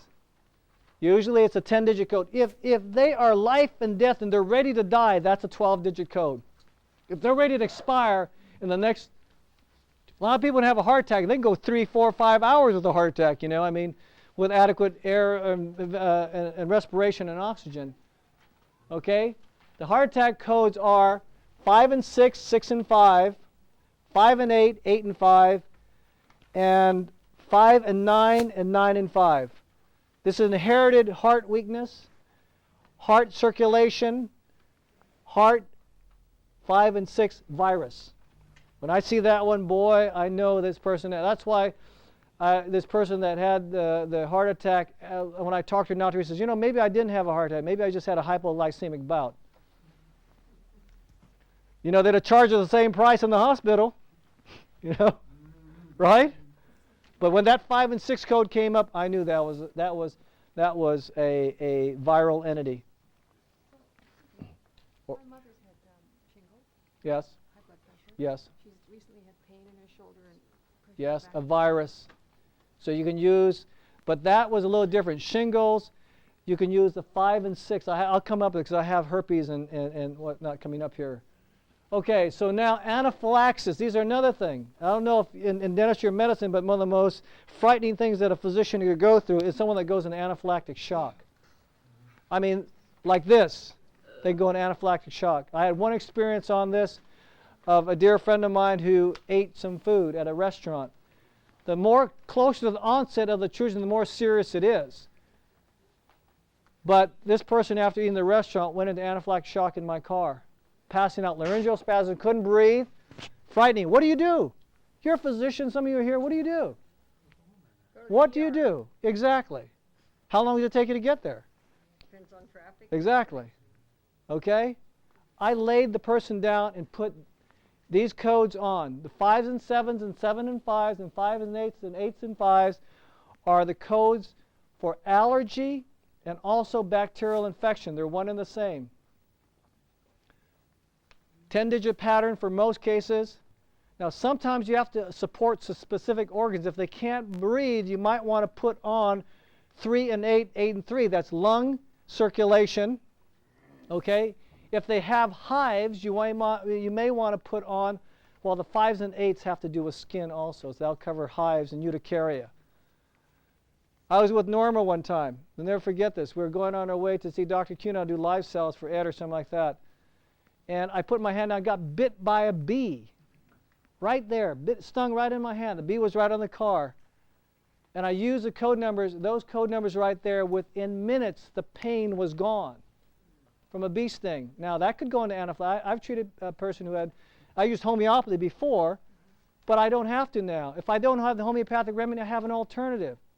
If I'm out in camping and I don't have, Apis mellifica, 6X, 30X, or whatever, to treat bee sting, I got these codes. Give me a pencil and paper. If they don't even have the codes, just recite the codes verbally. Be creative. Sometimes when life and death is at stake, all you can be is creative. Someone says, weren't you afraid when you were treating this patient out there? There was no fear in my mind. We just had to do it. What did we have to lose? She could have died right there. Try it. You don't know. Like I said, you may like it. It may work. Okay, now let's go to the next emergency code. You got your emergency. Now, forget, this is very simple. I'm giving you the sophisticated code system now. I'm giving you what took me 6 years to evolve to. And I gave you 50 years of Dr. Reeby's work. That's 56 years of experience. So don't complain. Okay. Now, let me explain to you something. When I'm really doing emergency codes, when some of these things come up, understand something. There are other support codes that you can use too. When a person goes into emotional heart attack, many times fear comes up. Past life fear comes up. So you'll end up using the 7 and 0s or the 8 and 0s because they're losing their power or their authority because they can't function. So don't forget the unconscious and subconscious codes also, because they're as equally as important. As above, so below. I just did this very simple for you, but I want to make sure, don't forget to write on there. Do not forget the subconscious and unconscious code patterns, and I have those coming up in there for you too. I didn't forget. You guys got the whole, you don't know what a deal you got. What, you want to pay $29,000 for this? What?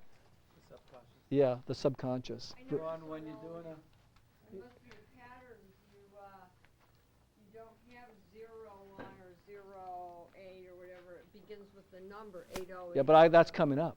I have those also in your kit. You got everything. You don't know what you have. You have a gold mine right here. With this, I was just asking, how do you know? you have to either douse it out or just say if the person's frightened, then you put the 0, 7, and 7 and 0. Put them both in. Okay? It's usually fear. What? No, it doesn't seem to matter. Now, bacterial infection. These are the baseline codes for bacterial infection. And they're the same for anaphylactic shock. Okay? Or shock or allergies, same thing. So a person has a reaction to dental anesthetic, use this code. Or an anesthetic or drug. They go into, you have this code. Just give them this code over the phone. Some patient calls you up at 11 o'clock at night and says, John, I'm getting hives. I'm having a severe allergic reaction. So will you stop the medication? This is the problem, though. You say, put these medications on, and you're a doctor. Where do you find this in your scope of practice? So you just muscle test and find out how sick they are here. I just posed a question to you. No one responded. Okay, viral infection. Don't forget the liver. Whenever we used to check viruses in EAV work, where would you always check? Doug. For viruses, what organ was the most common organ that you always check for viruses? Right. See how smart Doug is? Doug's a genius. 3 and 6s, 6s and 3s for liver gallbladder. 6s and 7s, 7 and 6s kidney. This also goes for a lot of conditions of acute nature. Influenza start out sometimes as bacterial infections, then move into viral infections. They transpose from one day to the next. It's amazing. They'll say, oh, you have a flu, but it could really be this last bad flu we had started out, the codes are bacterial infection codes, not viral codes. But sometimes it'll shift on you. The next time it'll shift and go into as the energy frequencies change in the body. Viruses change very rapidly, by the way. If someone has a herpes virus and you want to stop herpes, somebody has to code every 2 or 3 hours and shift those code pairings because it shifts. I don't know if, Doug, you in homeopathy this happens too, but sometimes you have to really change the frequencies repeatedly on real acute viral infections. True?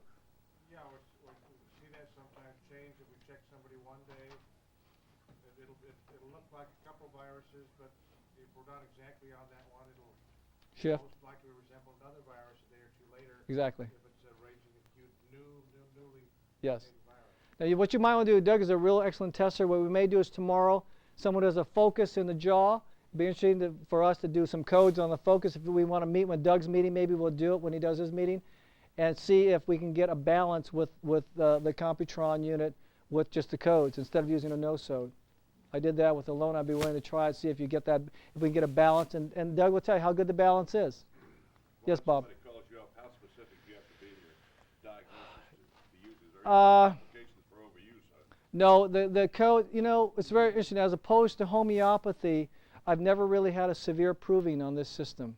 It's very interesting. This system is an energy terrain balancing. It's not a provoking system. You're balancing the energy terrain. You're not stimulating an entity to come to the surface and release sometimes. The only thing I'll tell you that sometimes is difficult is you're dealing with, and as a dentist, I sometimes deal with some very severe infections. Sometimes you're in an abscessing of an area. It's just like you put a patient on antibiotics, and the pain doesn't subside until you get that abscess come to the surface and break, or you lance it, and you release that pressure. Then the pain goes. So sometimes you cannot, it's the only time that you sometimes cannot control pain with the code is when the body is trying to move out a poison, move it through the fascial planes and get it out to the surface and dump it. Until it dumps it, then the pain, even with antibiotics, sometimes you have to put a patient on 3 or 4 days. If we'd have a severe operculum infection or something like that, you have to put them on, but you can't do surgery there. You can't cut the thing out, it's too infected, so you put them on antibiotics for 4 or 5 days, and then you go ahead and do your work. Same with this, sometimes the coating, sometimes the pain doesn't subside. Usually I can control pain like this, just like what you saw. I mean, you saw tonight 4 out of the 5 patients control their pain. 4 out of 5 with no other, distance healing, you know, and some completely. 3 out of the 5 completely that the shoulder pain. Now it could come back. You still have to go after the cause, and the codes will direct you to the cause. I wish I could have gotten into it because I could go over each patient. I have that written down exactly. I think we did it with Ted, where we actually picked up what was causing the vascular problems, this, and this, right? We went over that. I could do that with every patient, go into specifics, and give the direction where the patient has to focus into. You have to read these numbers to the patient over the phone to help them out? And they have to write it down, or you can fax it to them and circle it and cut that one out. That's why this is so great that Norma did this for us, because now you can just fax it if they have a fax, or read it to them. They have to write it on paper and put it on their loved one. Sometimes if they're in a hospital. Sometimes that's what we've done. And I've taken life and death situations where they're given no hope to live. The one man was considered to be like the Pope of Southeast Asia. And he was at that time 106 years old, I think he was. And he was they gave him hours to live. And what happened, this man's system was so pure. This man was a holy man. I quote him, this man was so pure that when he went in for cataract surgery at 106, he survived the surgery fine, but the physician gave him Valium. A 5 milligram tab of Valium to this man who was a pure soul, took him almost over to the other side. Dropped his vital signs. They lost him. They called me up. It was so hush-hush and so topsy, I couldn't believe it. I couldn't even call him direct. It was so convoluted to do this. But when we got the code to him, within 1 hour of the code placement, he was sitting up in bed and fine. Within 1 hour. And every time he gets in trouble now, they give me a call and I code. When they did the atomic bomb blast in Tahiti, it almost killed, his system was so tied to earth energy that it almost blew him out of the body. I had 4 people around the world get almost knocked out of their bodies by that atomic bomb blast in Tahiti. And we got hit by the nuclear fallout from that 7 to 10 days later on the West Coast. Was that? It was 2 years ago, 1.5 years ago, something, when they were doing the 9 bomb testing over there.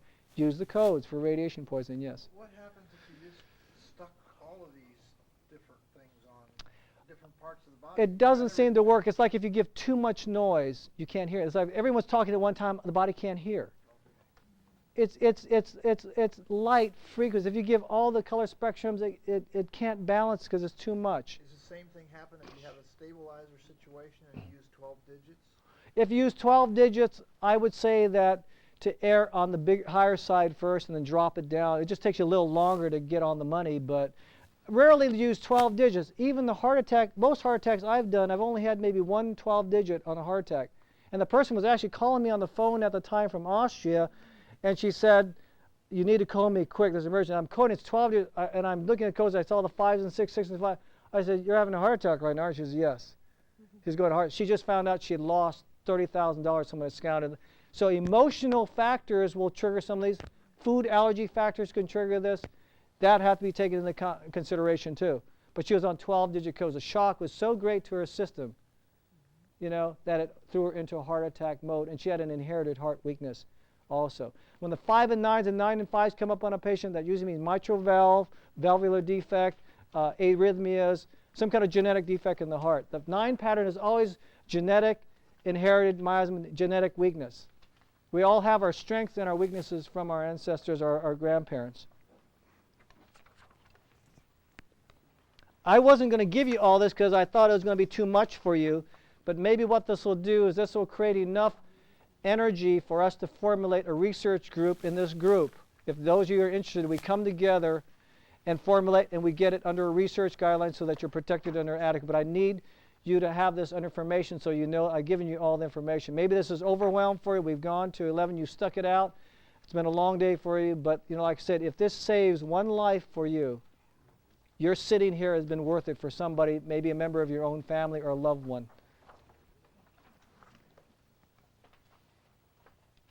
Okay, now these are getting into the pre-conscious life. These start with the number and the zeros. Sometimes they usually end with 2 zeros. Sometimes, and rarely, sometimes they go all the way and fill it out all the way where there's only 1 0. But this is 80 to 90% of the time. If there's a process that goes on in your system, there's always a pre-conscious or a subconscious process going on at the same time. I just want to share with you to never let you forget that there are other factors going on. You should have a group. There should be ones that start with 0 and go. I don't have it in my folder. Do you have the zeros? Do you have the subconscious and unconscious ones in there too? Start with the zeros? You don't have that. Norma, do we have that? We got one missing. The zeros and zeros. Do we have that one? Okay. That might not have gotten in your packet. The zero patterns, starting with zeros, 2 zeros first, and the numbers are the subconscious or unconscious patterns. So a number like 00888888 is a subconscious pattern for blocked energy, blocked love, blocked authority and power. That's on the subconscious or unconscious area. Then you might have a number like 0088 and the rest zeros. That's subconscious. That's like one is subconscious just below conscious, one is way deep under there. That's the one with the more numbers on there, and these are the numbers. It should be, if not in your packet, we'll try to get it to you if we can. Do we have it? No? Okay. Okay. But we did do one though, didn't we? Okay. Okay, anyone interested on the research program? I have some handouts here with the 2 universities and how we may want to do some of these. I'll leave these up here and then you could, oh here, maybe just pass them around. There's only about 30. So those of you that are research on that level. Now this doesn't just apply to this project. It also applies to any research that you may ongoing to do, because we're setting a paradigm right now to do research on alternative, complementary, or what Dr. Kinell says, the right medicine. Now, I've gone over and given you a tremendous amount of information. It may be too much for you, but I'd rather give it to you. I may not be able to give another course because I may be too busy. So what we're going to have to do is try to figure out some way for those that are interested to pursue this, to do maybe an educational program. I'd love to do this through the internet, something like that, because this is great One of the ideas that I approached to the Legal Council for the United Nations is that I had a very, very dear friend of mine who passed away who predicted all the viral infections that we're coming into. He predicted the Ebola virus about 5 years. I've always had people that are around me that I had a doctor friend who predicted me the AIDS virus a year and a half before it even came up to the surface. He was an MD orthopedic physician that was doing research on AIDS before anyone even knew about it. This other researcher gave me the parameters of viral infections ready to come. Basically, he said there'll come a point in time where there'll be a virus that comes in within about 4 days, your internal organs will turn to mush. Okay? That was Ebola. 4 days, internal organs turn. He said we're going to come to a point, not to infuse fear, but to have awareness that we'll be hit with certain disease conditions that'll be a matter of hours, 7 to 8 hours from the inception of that entity to the time that you don't even have time to send off your blood to CDC. You're gone. You better know, this is survival. You better know how to treat yourself immediately. Immediately. I mean that. And one of the things that's increasing on this is increasing levels of background radiation are causing mutations to occur and weakening our immune system. I've heard several people say this. That's why the radiation codes that I gave you are so important. If you just do that and the thyroid codes, get your thyroid up. Some of you may have to take thyroid also. A clean, desiccated thyroid, natural thyroid to stimulate thyroid. And protect yourself. Keep your immune system up. That's your only protection. You know, a lot of you are doctors and physicians. You know that. Who do you go to when you're a doctor and you're sick? Right? Pray a lot. No, you go to someone who knows what they're doing. In my area, there isn't anybody. Then you better be it. You better be it. Then you have to learn for yourself. Okay. It is now. Vaughn, I had a question. Viral infection, would that work on more viruses than just influenza? Yes, that works. That viral code is that's why these are terrain balancing. You could take these terrains and balance the person with this and then go find the specific virus homeopathy. You can take a Computronics unit or your nosodes and find then the specific virus and add it to that if you need it. You can use this in conjunction with all healing techniques. This does not counter any healing. You can use this with chemotherapy. We've used this in chemotherapy where you antidote the effects of toxicity of drugs, just like we did general anesthesia. People have to have general anesthesia, they have surgery, but the effects of general anesthesia, the toxic side effects. For an anesthetic, you know how an anesthetic occurs? I went to the dean of the USC Medical and says, how does general anesthesia occur? We don't know. I went to my psychic godmother and says, how does general anesthesia, when all my medical questions couldn't be answered by the medical establishment, I'd go to her and say, how does it happen? She says, the toxicity of the drug drives the astral body, which is your feeling emotional body, out of the physical body because of the toxicity. So then you can cut on the body and there's no pain. When the drug toxicity wears off, then the astral body moves back into the physical body. That's what you call a esoteric explanation how general anesthesia occurs. During that time that the astral body is out of the physical body, that body's wide open for any spirit energy to come in. Okay? That's why you have the spiritual protection codes on there for you. This is why I call it numeric prayer, and I don't think you can get in trouble for using numeric prayer. I've listed it on there for you. If someone says, what did you do? And you're a patient, we say we did numeric prayer. Where is the classification? No doctor, no hospital yet has ever rejected this system. Do you know that? Try getting homeopathy or even nutrition into the hospital. We used to sneak in acupuncture in the hospital in the old days. Sneak it in. They did it with Ed, I think. I can't remember. I mean, you know, because we should have that right. And the only avenue that you have is your constitutional right to free speech and religion. Yes. Okay, I'm sorry, because I don't have these in that. These are some energy form fields to show you how other people have utilized. This sheet here was given to me by an energetic practitioner. I'm trying to remember his name in Arizona, and I copied it off. And we are into a very interesting stage. And I was testing some homeopathic remedies and some herbal remedies. And they were testing that energetically because the barcode was knocking out the energetic information. Everything's barcoded now. Food, everything is barcoded. Some people say this is the mark of the beast. Maybe it is, I don't know. The barcode. You put the food or compound on this and you do an intent.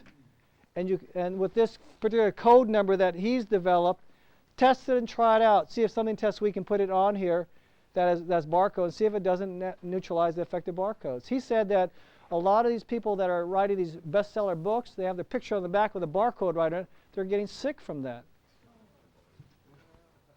Could it be real? Could it be real? Test it out. You test it out. Okay? That's right. That's right. So, this particular code was one, I think, of one of the Ray machine units. It's a code for water. Just cut one of these out and put a glass of water, test the water before and test it afterwards. Just a water code for energizing water, making it pure. I just threw it in there for you to have some things to play with. I told you I'd give you a lot of toys tonight. You got a chance to play with some toys up here to raise your energy levels up. I'll get some, and like I said, the practitioner did this, that one there's a flower of life. And that is a freebie also. If you don't have that, then that's the same as the energizing code for, it's in this, and then one of these code things there, it shows you how the flower of life is formed. I wanted to give you a sample of it so that you can play with and use. Those are form fields. How do we get? Well, actually, I had it when you bought the little one. We just threw it in free. Some of the people had it in their packets. This is the pattern of this little pattern here, and it's the Heaven and Earth mandala, and it has all the religions represented in there, and is a form field in that one. And there's not too many. There's only about 20 or 30 of those if you want it. I mean, just pay for whatever the person who made it. I just said I'd collect some money for it because I was just grateful she did it for me, because it does work. And there's some little extra ones. So if you need little extra stickers, those are available too for $1. Just to cover the cost on there. What yes. Oh, this to show you there's an explanation right here of what the mandala constitutes. There are spiritual symbols, that do work. John Diamond in his book on kinesiology, body doesn't lie, goes into some of those. The Greek cross versus the Catholic cross. I mean, there are symbols of healing and whatnot. And if they work for you, use them. If you don't feel comfortable, don't use them. I just want to show you that there are different ways to heal the body. The dowsing rod that you had, could you just for 1 minute show me if there's a special movement I saw you do? The dowsing rod. Okay, let me give you a number. And I came prepared, and it's here. It's the American Society of Dowsers. American Society of Dowsers. The bookstore number, they have an 800 number, is, let's see, 1-800-711-9497. They'll send you out a catalog. And they have all different type of dowsing instruments and everything. They don't have this particular one here, though, and the favorite one. The American Society of Dowsers does a publication. They have study groups in different parts of the country. They have a list. They'll send you out. Even the bookstore will send you a list of all the dowsers meeting across the United States. You can learn how to dowse. This is a good way. If you want to set up a class one day, maybe we'll set up a class one day next time out in Carmel or something like that. The phone number for the American Society of Dowsers is 802-684-3417. Their fax number is 802-684-2565. They produce a public periodical. It's about $25 a year, and they will teach you how to dowse. This particular dowsing is just, for me, the fastest, but you can use a pendulum. You can use any type of radiation device that you want to. Yeah, 684-3417. You feel it. You feel the energy. Remember the book, The Celestine Prophecies, where they were feeling the energies? This is, I met a Qigong master that one time he asked me to do some work for him in Hawaii. And he says, I like that. He looked at my dowsing and he says, I like that. He says, I like this. He says, you know what this is? And I said, I was going to say, yeah, it's a dowsing rod. And he said, this is instant information. And that's right. We're in the age of instant information now. This is instant. Now, I developed this system because I was an EAV practitioner and I went through the wars. I went through the wars and I fought the wars and we won the wars. And we fought and won because we were strong. We held a spiritual belief that what we had was right to do. And I had to find a system that I could still do my cavitation. I do my cavitation surgeries with this instead of an EAV instrument because of the problems we had in California at one point. Once you have a flashlight, you can see into the dark. if they take your flashlight away, what do? You go run and get a match. Or you go get a bigger flashlight. Because once you see and know, you can't go back to the dark ages. Once you know about cavitation, you can't go back and just take a tooth out and leave all that infection down there. You know better. You know better. You can't do it anymore. It's like consciousness. You can't go backwards. You can only go forwards. And I learned this system, and I found out this system gave me the information I needed, and it was not a medical device. And not only that, Vaughn, but you have to answer to a higher power. Yes, true. Instead of the little. Exactly true. Once you know, and once you have consciousness, you're now responsible for that consciousness. That's exactly right. Yes. This is a question on the lighter side. Yes. I'm wearing a 2-digit code on my underwear. Am I in trouble? Yes, you know, it's very interesting. You say that, but I would cut out all. No, he's serious. He's serious. He's not saying it's funny, but he's serious, because you know they